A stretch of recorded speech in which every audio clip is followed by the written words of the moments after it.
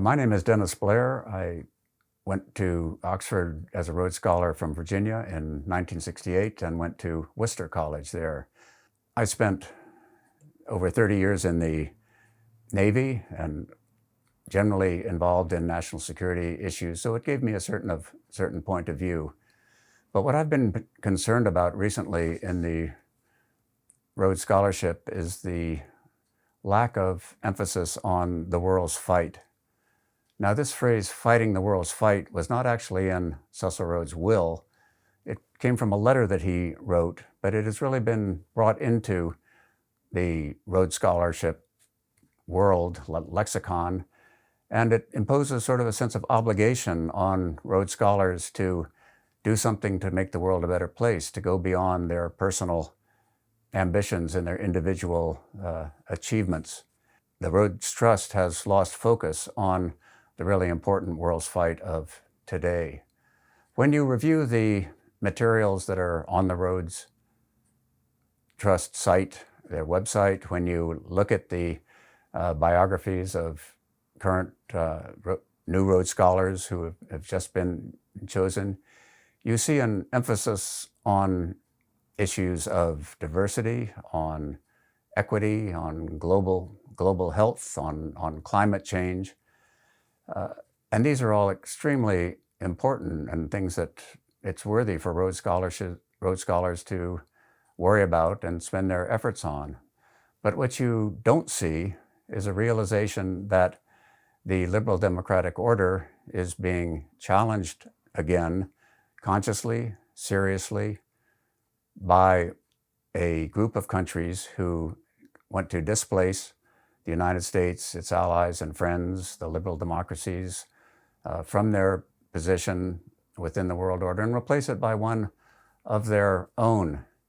And unless the United States and other countries who believe the things that we do pushes back, counteracts, neutralizes this push, then all of these other issues that Rhodes Scholars are concerned about, of improving global health, righting social and racial and ethnic inequities, working on climate change, will simply not take place. They depend on a system in which people's voices can be heard, in which governments react to their people, and in which the liberal democratic countries are setting the global norms, the global standards.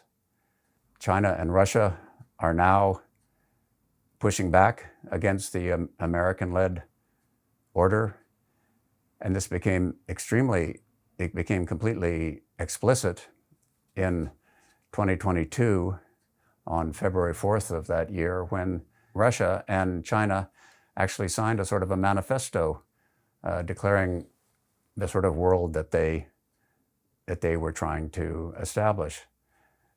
It was characterized by a complete misrepresentation of democracy, what it really is, which is institutions as well as free elections and individual initiatives and individual freedoms and minority rights, and turned it into faux democratic phrases like participation in the government of their country. And that same document declared open war on a set of ideals and international norms which governed all countries, and said that China and Russia would have dominance in the areas around their borders, and each would honor the others.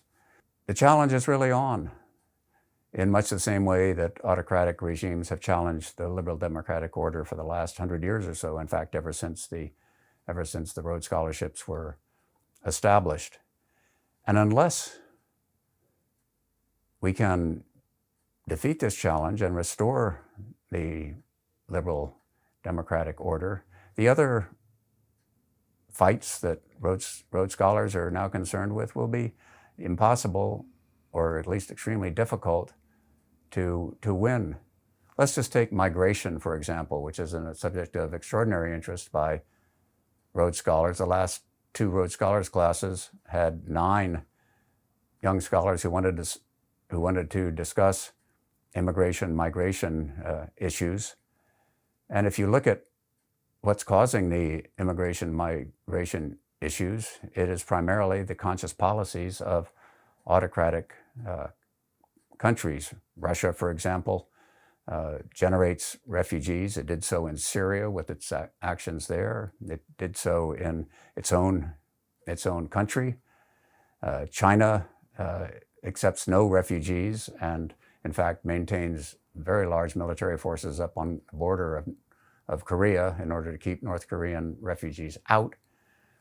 And when a refugee crisis does occur, as has happened recently in the Middle East or coming from Latin America, it's the liberal democracies in Europe and the United States which actually take positive measures to deal with them. Now, several of us former Rhodes Scholars have engaged the Rhodes Trust leadership on this. We've received a polite hearing for our concerns, but we've seen no real action to change, to accept this reality. So what would that mean if Rhodes Trust were actually to take this greatest of the world's fights seriously? Well, first, it ought to be in the materials that are used to attract the best college students to apply for the Rhodes Scholarships. It should be known to the selectors, the committees that select Rhodes Scholarships. It should be part of the conversation when Rhodes Scholars are selected. It's not that every Rhodes Scholar has to have a career or a service in national security, but it needs to be on the background of their thinking as they engage in the various parts of the world's fight that they choose. Similarly, Rhodes House itself, which now has an extensive program of activities for current scholars and for others, should include seminars, discussions, conferences on Ukraine, on Chinese suppression of Uyghurs in their country, on Saudi Arabian suppression of women's rights, on Russian suppression of homosexual rights. In fact, LGBTQ rights of all sorts. So the Rhodes Trust needs to take a much more active role in both making potential scholars aware of the world's fight and in having them think about it. Rhodes House did raise the Ukrainian flag over its dome when Russia attacked Ukraine at that time, and that's good, but it's not enough. It's not sufficient.